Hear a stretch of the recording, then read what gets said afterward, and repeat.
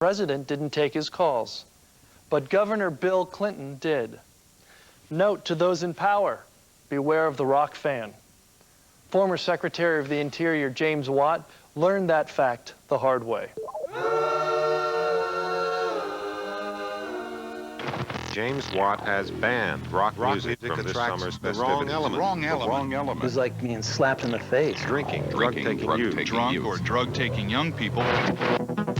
By the time it reached the White House, the thing had already totally spun out of control. It was a 72-hour showdown that pitted a government official against the fans of America's band. You know, everybody is hot at certain levels of their career. The hottest for us was the mid-'60s. Mike Love and the rest of the Beach Boys had been on the road for 20 years when in 1980 he came up with a plan to give something back to the fans. He came up with the idea for the Beach Boys to do their patriotic duty and do a free concert on the mall for 4th of July. And we were just going to go and play a free concert for anyone who showed up. Bruce Johnston is the Beach Boys keyboardist. I remember pulling this all together for the Beach Boys to be part of a birthday gift to America. I thought it was a great idea. Alan Burns was the promotion manager at the DC radio station Q107. The Beach Boys approached us. They wanted help with permits, and production, and financing the concert. On July 4th, 1980, the Beach Boys played to nearly 500,000 fans. There were everything from infants to people in their 60s at these concerts. As soon as the show finished, Q107 locked the band for the next 4th of July. 1981 was pretty much the same deal. Hundreds of thousands of people, everybody had a great time. The Beach Boys have never had a major problem, maybe sunburn. As had become standard for us, we applied for the permit for 82 right after the 81 concert. But the July 82 plans were a bust due to some internal problems with the band. Instead of canceling the celebration, Q107 rang up 60s hitmakers, the Grassroots. I talked my husband into going to part of the afternoon and stay for the fireworks. Joyce Nalepko was the director of the National Federation of Parents for a Drug-Free Youth, a group chaired by then First Lady Nancy Reagan. Our kids witnessed a lot of people using drugs, a lot of people using alcohol. They were mud wrestling, and it was a lot of things that you don't want a 6-year-old necessarily to experience.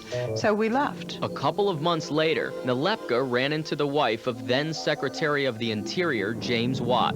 During their conversation, Nalepka told Mrs. Watt about her 4th of July experience on the mall. We were just chatting, and she said, maybe we can help you. And then after she left, then I realized who she was, and someone said you ought to call Mr. Watt's office also. And so we did. A colleague of mine at the Post came back. He had been interviewing James Watt. Richard Harrington is the music editor at the Washington Post. And out of the blue, Mr. Watt mentioned that he was going to ban rock and roll concerts because he was upset with the wrong element that had showed up the previous year. The next morning, the news broke in the newspaper that James Watt had come out and said, this hard rock music attracts the drinking, drug-taking youth, and we're not going to have this anymore. All of us woke up one morning, saw it in the newspaper, and said, my God, what have we got here? David Gergen was President Reagan's director of communications when the story broke on April 6, 1983. Once the story hit the Post, everything else hit the fan. We were in Halifax, Nova Scotia, and it was 6 in the morning, and WMMS called Mike Love up. I said, what do you think of the decision by the Secretary of Interior to ban the Beach Boys from the mall? I won't even bother to tell you what I said. I was asleep. He said, you know, they should drill James Watt's ass for brains. By the second day, the Watt Beach Boys controversy was like a runaway train. Suddenly, we were confronted with a situation that nobody in the White House had heard anything about. And all of our phone lines were jammed continuously. If Watt doesn't have any more of a grasp on reality than what he has, he should resign. I love the Beach Boys. I come from California. He's personally insulted They me. were calling us, they were calling the White House. I think he just lost 400,000 votes for Reagan. They were calling TV stations. Italy had the evening news on one of the networks that night. They were calling newspapers. And from there, it became a tempest in a teapot.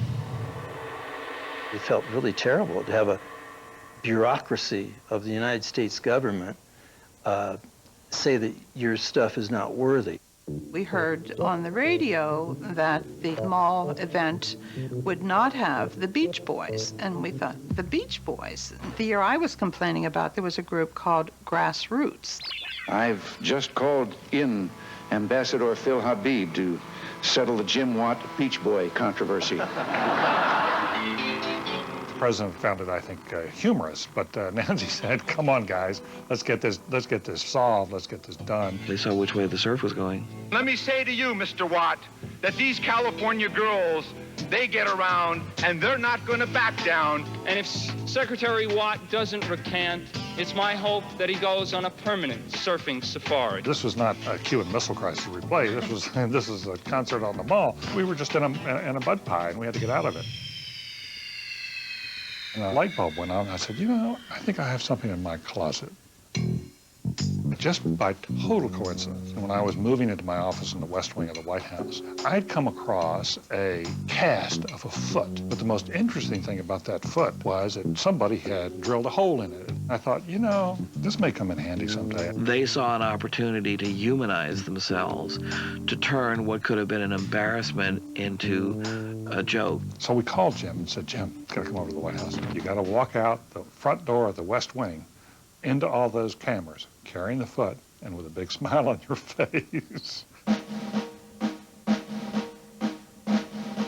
This is shooting yourself in the foot. And where did you get it from? The president handed it to me. And of course the press howled. They just had a field day. The president is a friend of the Beach Boys, and he likes them, and I'm sure when I get to meet him, I'll like him. I think we found out about the shot in the foot on a television news show, and it was embarrassing because we really applauded Mr. Watt for what he had tried to do. While the whole mess was cleared up by April 9th, it was too late to put the Beach Boys back on the bill. So on the 4th of July, fans were treated to the artist James Watt felt represented American patriotism. Danke schön, darling, danke schön.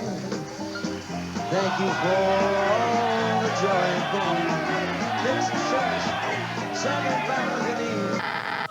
one or two of you that might be booing may as well go home, because we're going to have a hell of a good time without you. The next year, the Beach Boys were back on the mall.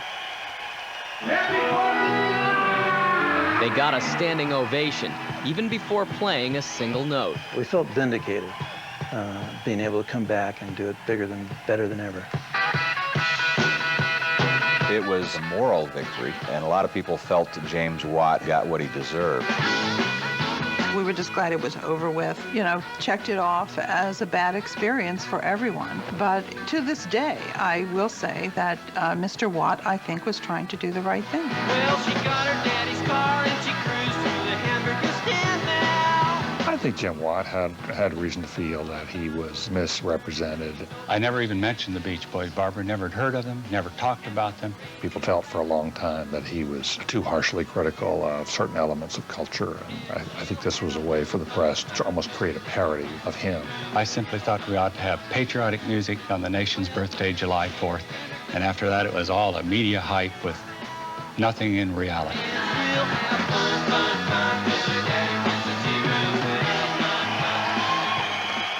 Rock Story producers wanted James Watt to tell his side of the story, but he declined their request for an interview.